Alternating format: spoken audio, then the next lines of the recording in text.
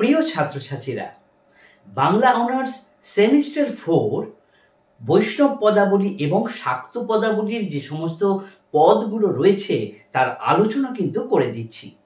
আজকের এই ভিডিওর মধ্যে আমরা আলোচনা করব শাক্ত পদাবলীর একটি পদ।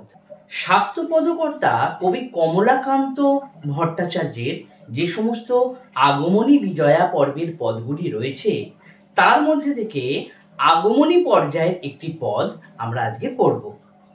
বারে বারে কহ রানী গৌরী আনিবারে। তোমাদের কাছে অবশ্যই এই পদটি রয়েছে, তবুও আমি লিখে দেখাবো। লিখে লিখে তোমাদের প্রত্যেকটি পদের অর্থ ধরে ধরে এর মানেটাকে বুঝিয়ে দেব।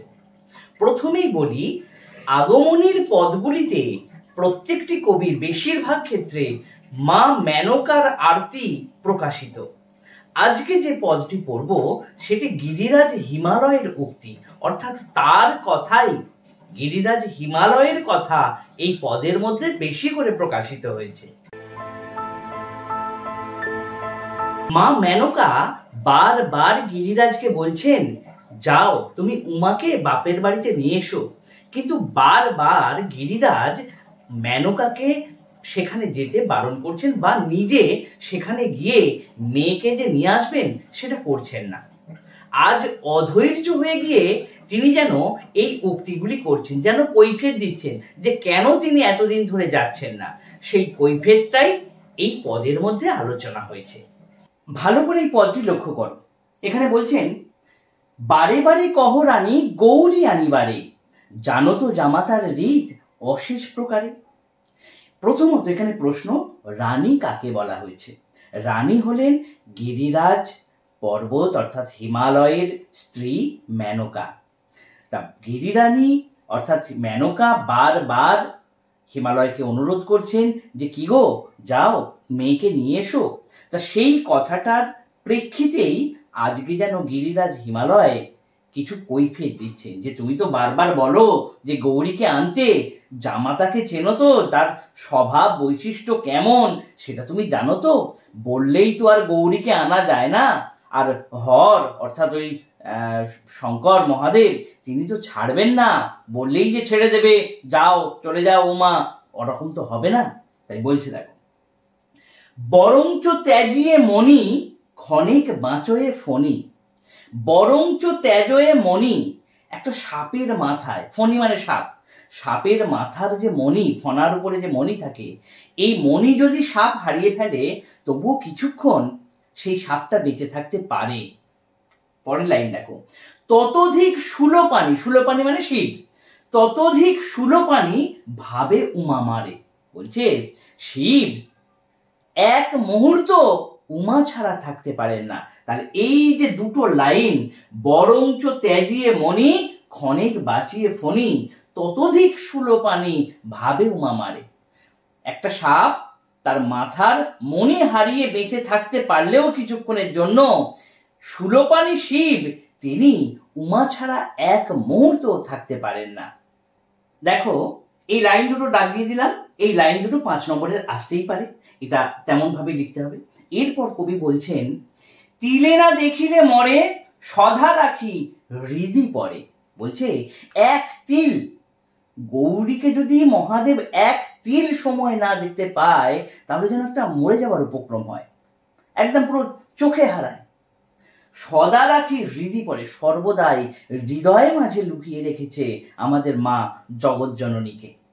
তারপর বলছেন, সে কেন পাঠাবে তারে সরল অন্তরে। তাহলে যাকে এক মুহূর্ত এক তিল সময় না দেখলে শিব থাকতে পারেন না, তাকে তুমি বললেই একেবারে বাপের বাড়ি পাঠিয়ে দেবে?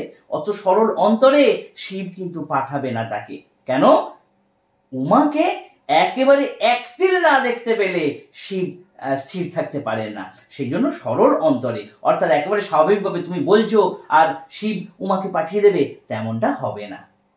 এরপর দেখো, রাখি অমরের মান হরের গরল পান। এই লাইনটা তুলে কিন্তু প্রশ্ন আসে, রাখি অমরের মান হরের গরল পান, দারুণ বিষের জ্বালা না সহে শরীরে। রাখি অমরের মান হরের গরল পান, এখানে সমুদ্র মন্থন প্রসঙ্গটা তুলে আনা হয়েছে। সমুদ্র মন্থনের সময় কি হয়েছিল তোমরা সবাই জানো, যে একদিকে বাসুকী নাগের একদিকে দেবতারা আর একদিকে অসুররা, তারা মন্থন করছিল সমুদ্র, এবং এই মন্থনের ফলে অমৃত যেমন উঠে এসেছিল ঠিক তেমনি বিষও উঠে এসেছিল। তাহলে দেবতা এবং অসুর এদের মধ্যে কে অমৃত খাবো, এ বলছে আমি খাবো, ও বলছে আমি খাবো, কিন্তু বিষের জ্বালায় বিশ্ব পুড়ে ছাই হয়ে যাচ্ছে, সেদিকে কারোর হুঁশ নেই। তা তখন মহাদেব কি করলেন, বলছে যা তোরা অমৃতই খা, আমাকে বরং বিষটা দে। তাহলে সেই বিশ্ব সংসারকে বাঁচানোর জন্য শিব বিষ পান করে নীলকণ্ঠ হয়েছিলেন, এবং সেই নীলকণ্ঠের ফলে অর্থাৎ সেই বিষের জ্বালায় তার শরীরে দারুণ জ্বলন তৈরি হয়, অস্থির হয়ে ওঠেন তিনি বিষের জ্বালায়। রাখি অমরের মান হরের গরল পান, হর মানে শিব, শিবের সেই গরল পান, তা দারুণ বিষের জ্বালা না সহে শরীরে, সেই বিষ পান করে সেই জ্বালা, বিষের জ্বালা তার সহ্য হচ্ছিল না। উমার অঙ্গের ছায়া শীতল শঙ্কর কায়া, বুঝতে পারলে? উমার শরীরের ছায়া শঙ্করকে তার শরীর শীতল করেছিল, বিষয়টা আশা করি বোঝাতে পারলাম। উমার অঙ্গের ছায়া শীতল শঙ্কর কায়া, উমার শরীরের ছায়া শরীরের শঙ্করের শরীরের বিষের জ্বালাকে একেবারে মিটিয়ে দিয়েছিল। যে অবধি শঙ্কর যায়া বিচ্ছেদ না করে, সেই জন্য এই ঘটনাটা ঘটার পর থেকে যে শিবের জ্বালাটা উমা যেভাবে নিভিয়ে দিয়েছে, তারপর থেকে শঙ্কর যায়া বিচ্ছেদ না করে, তারপর থেকে শঙ্কর, জায়া কথার অর্থ স্ত্রী, শঙ্কর তার স্ত্রী উমাকে আর কোনোদিন বিচ্ছেদ করে না। আশা করি এই পর্যন্ত বুঝলে, এর পরের পাঠগুলো দেখে নাও। এরপরে বলছেন অবলা অল্পমতি না জানো কার্যের গতি। প্রশ্ন, অবলা অল্পমতি কাকে বলা হচ্ছে? অবশ্যই মেনকাকে। এখানে কিন্তু কোথাও মেনকার উক্তি ব্যক্ত হয়নি, পরিপূর্ণটাই গিরিরাজ হিমালয়ের উক্তি। অবলা অল্পমতি না জানো কার্যের গতি, যে তুমি তো একজন নারী, তুমি অবলা, তুমি তো জানো না কেমন ভাবে কি কাজ করতে হয়, অর্থাৎ বৈষয়িক কাজকর্ম কিভাবে করতে হয়, আমি কতটা ব্যস্ত আছি তুমি তো জানো না। যাব, তবে তুমি বলছো আমি যাব, ওই হিমালয়ের কোলে কৈলাস ধামে আমি যাব, যেখানে হর পার্বতী রয়েছে। কিছু না কহিব দেব দিগম্বরে, কিন্তু আমি গিয়ে ওই দিগম্বরকে, মহাদেবকে আমি কিন্তু বাবা কিছু বলতে পারবো না। কমলা কান্তরে কহ তারে মোর সঙ্গে দেব। তুমি এক কাজ করো, তুমি এইটা কিন্তু ভনিতা অংশ, এটা বারবার বলছি, কি বৈষ্ণব পদাবলী কি শাক্ত পদাবলী সব জায়গাতে ভনিতা অংশ কিন্তু রয়েছে, আর এই ভনিতা অংশের মধ্য দিয়ে কিন্তু কবির নাম আমরা জানতে পারি। তাহলে এখানে বলছে যে তুমি এক কাজ করো গিরিরানী, তুমি কমলাকান্তকে বলো তারে মোর সঙ্গে দেও। এইটা হচ্ছে শর্ট কোশ্চেন, তারে মোর সঙ্গে দেব। তাহলে কাকে সঙ্গে নেবে? কমলাকান্তকে। কেন নিচ্ছে দেখো, তার মা বটে। কার মা? প্রশ্ন, কমলাকান্তের মা হলেন জগৎ জননী উমা, অর্থাৎ মেনকার মেয়ে। কমলাকান্তরে কহ তারে মোর সঙ্গে দেহ, তার মা বটে মানায় যদি আনিবারে পারে।